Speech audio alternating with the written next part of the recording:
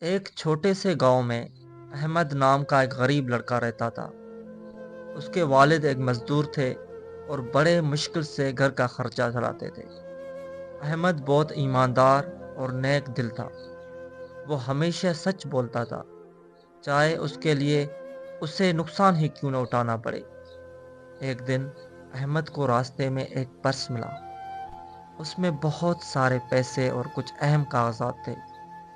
احمد نے پرس کھولا تو اسے ایک شناختی کارڈ بھی ملا جس پر مالک کا نام اور پتہ لکھا ہوا تھا۔ احمد کے دل میں ایک لمحے کے لیے خیال آیا کہ اگر وہ یہ پیسے رکھ لیں تو اس کے گھر کے بہت سے مشکلات حل ہو سکتی ہیں۔ لیکن اگلے ہی لمحے اس نے اپنے دل کو سمجھایا اور کہا، نہیں، یہ میرا حق نہیں، سچائی ہی سب سے بڑی دولت ہے۔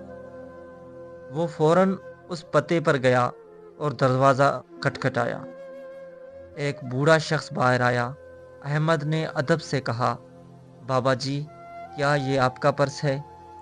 بوڑھے شخص نے حیرت سے پرس لیا اور چیک کیا۔ وہ خوشی سے جھوم اٹھا کیونکہ اس میں اس کی سارے جمع پونجی تھی۔ اس نے احمد سے پوچھا، بیٹا، تم یہ رکھ بھی سکتے تھے، پھر واپس کیوں کیا؟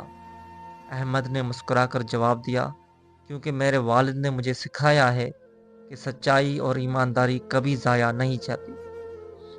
بوڑھے شخص احمد کی ایمانداری سے بہت متاثر ہوا۔